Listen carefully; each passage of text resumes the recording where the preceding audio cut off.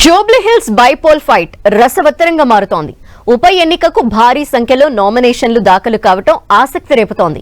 మొత్తం 211 మంది అభ్యర్థులు 321 సెట్ల నామినేషన్ దాఖలు చేశారు. వివిధ అంశాలపై ప్రభుత్వంపై నిరసన తెలిపే క్రమంలో చాలా మంది నామినేషన్లు వేశారు. అయితే భారీ మొత్తంలో నామినేషన్లు దాఖలవటం పోటీలో ఉన్న ప్రధాన పార్టీలైన కాంగ్రెస్, బీఆర్ఎస్, బీజేపీలలో ఎవరికి నష్టం చేస్తుంది, ఎవరికి లాభం చేస్తుంది అనేది ఇప్పుడు ఆసక్తికరంగా మారింది. జూబ్లీ హిల్స్ ఉప ఎన్నికకు భారీ సంఖ్యలో నామినేషన్లు దాఖలయ్యాయి. మొత్తం 321 నామినేషన్లని అధికారులు స్వీకరించారు. చివరి రోజు నామినేషన్ వేయటానికి అభ్యర్థులు భారీగా తరలివచ్చారు. తొలి 6 రోజుల్లో కేవలం 94 మంది అభ్యర్థులు మాత్రమే నామినేషన్లు దాఖలు చేయగా చివరి రోజు 117 మంది అభ్యర్థులు 194 నామినేషన్లు దాఖలు చేశారు. ప్రధాన పార్టీలతో పాటు ఇండిపెండెంట్లు, రైతులు, విద్యార్థి, నిరుద్యోగ సంఘాల నేతలు పోటాపోటీగా నామినేషన్లు వేశారు. నామినేషన్స్ వేసిన వారిలో రీజనల్ రింగ్ రోడ్డు బాధిత రైతులే సుమారు 180 మందికి పైగా ఉన్నారు. RRR తో భూములు కోల్పోతున్న బాధిత రైతులు జూబ్లీ హిల్స్ ఉప ఎన్నికల్లో పోటీకి దిగి నిరసన వ్యక్తం చేస్తుండటం ఇప్పుడు హాట్ టాపిక్ గా మారింది. ఇటు ఫార్మాసిటీ భూ నిర్వాసితులు, నిరుద్యోగులు, మాలమహానాడు నేతలు, రిటైర్డ్ ఉద్యోగులు ఇలా చాలా మంది ప్రభుత్వంపై నిరసన తెలిపేందుకు నామినేషన్లు వేశారు. దీంతో జూబ్లీ హిల్స్ ఉప ఎన్నికకు 321 నామినేషన్లు దాఖలు కాగా 211 మంది అభ్యర్థులు బరిలో ఉన్నారు.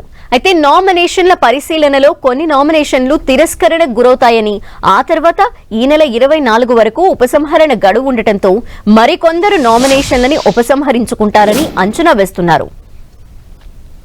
గతంలోనూ ఇలా భారీ మొత్తంలో నామినేషన్లు దాఖలైన సందర్భాలున్నాయి.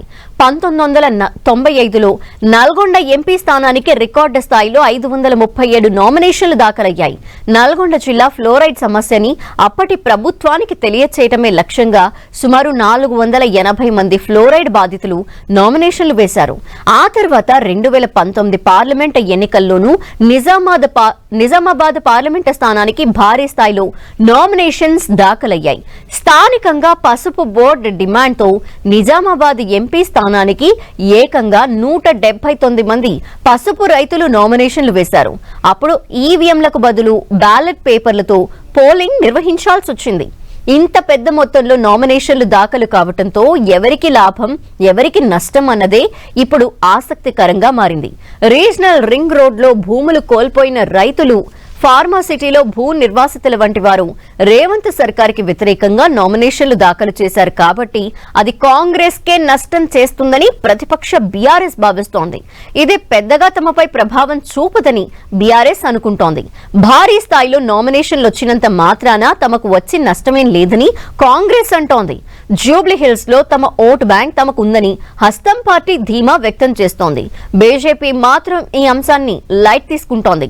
నామినేషన్లు కాంగ్రెస్, బీఆర్ఎస్ కి వ్యతిరేకంగా దాఖలైనవేనని బీజేపీ చెప్తోంది.